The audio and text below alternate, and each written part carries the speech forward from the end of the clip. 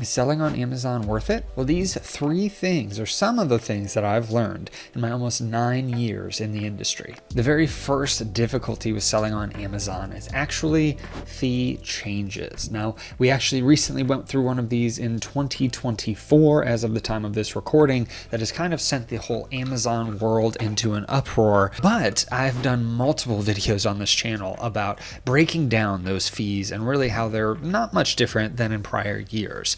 Each year, Amazon comes out with new fee changes, and sometimes they'll even come out with things mid-year that affects the profitability of not just 1 or 2 sellers, but every single seller. And so the Amazon selling community ends up usually having a bit of a panic. And what I've seen over the last 9 years are that people will come and go. There are going to be people that see these fee changes and just give up on their Amazon business because, you know what, this just seems too difficult, or Amazon's just always raising the prices and nothing's going to be profitable anymore. But the people that seem to stick around the longest, the people like me that have been in this industry for 9 years or longer, have a much more passive concern about these fee changes. Now, while we have to look at every little detail in our business, we have to calculate out how that's going to affect our profitability and what changes we need to make, we also understand that there is a huge opportunity that is still untapped in Amazon as an e-commerce platform. We're still on the beginning stages of e-commerce as a whole in comparison to all of retail. And so the opportunity is still much larger than the fee changes that are happening on the Amazon platform. Also, because of inflation and multiple different things, there are fee changes happening everywhere. We have increasing costs with shipping, there's increasing costs for supplies, there's increasing inventory costs. All of these things end up trickling down to business owners and down to customers from there. And again, we can get into a whole discussion about this, which is why I've done dedicated videos on this channel regarding the recent fee changes. But ultimately, if you're someone looking to get started on Amazon and you're hearing about these difficulties of these fee changes, just realize it does happen every year, and usually after a couple months after the fee changes come into place, people get used to them, the prices seem to adjust, or you find new products that can withstand these higher fees. Ultimately, the business continues to run in a trajectory of increasing if you're focused on the right metrics, finding the right products, and sending them into Amazon. You will get those benefits and those rewards of those sales if you're doing the right activities. It's more about focusing on the things you can control, which are those activities of buying inventory and sending them to Amazon, than focusing on the things that you can't control, such as fee changes. Now, the second ugly truth about selling on Amazon is actually competition.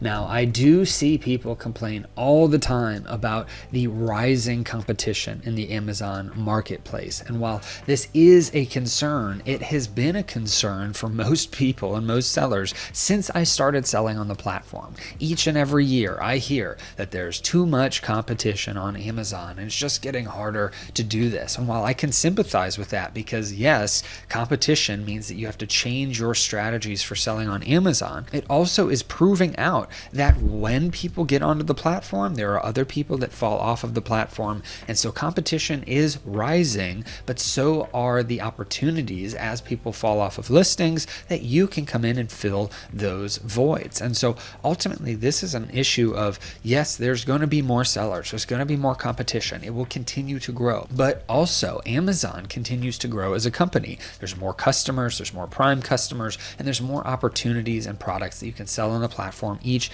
and every year. So while the competition may be higher, so are the opportunities to be able to find more products and send them into Amazon. It just will require a little bit more of a nuanced approach. Before I get to this third one, if you're interested in a free 30-day email training, just head over to my website at askjimmysmith.com/free training. That link's below and in the description. You can get 30 days of emails just showing you some of the basics of how to get started with Amazon and succeed on the platform. Now, the third difficulty with selling on Amazon is actually that these are Amazon's customers. So a lot of people have an issue with the fact that if you are selling on Amazon, then these customers and the data behind the customers are actually not your own. These are things that Amazon Amazon owns, and they actually control a lot of that data. You're not able to download emails of customers. You're not able to keep all of the shipping data, and if you actually try to keep those shipping information and send them anything, you're going to get in trouble from Amazon and get your account shut down. And so this is a difficulty for a lot of people that are trying to build a brand on Amazon. However, this doesn't take away from the fact that Amazon is actually bringing all of these customers to you. They're the ones that have all of the demand by their customers. They're the ones that are showing your products to the customers that are buying these products. They're also the ones that are facilitating these transactions and handling all of the returns and all of those issues that come with customer service if you're using the Fulfilled by Amazon program. So the fact that these are Amazon's customers makes it a little bit more difficult to build a business. But if you're someone just looking to start as a side hustle and you're trying to make extra income, then starting with selling on Amazon, doing arbitrage where you're buying products low from a store, selling them high on Amazon, it gives you a huge potential to bring back a lot of capital and to bring back cash flow. Now with that cash flow, if you want to build your own brand and have your own customers, well, you can start then to build your own Shopify store or start on another platform, even like eBay, where you can sell products and actually have that customer data and those customer relationships. But if you're someone that's just looking for a way to start with having some capital and get some cash flow going as a side hustle, then Amazon's customer data is theirs. They're the ones bringing the customers and facilitating everything. They should be able to keep that data, and that's totally fine. Now, would I prefer if they gave us that data and we could remarket to those customers?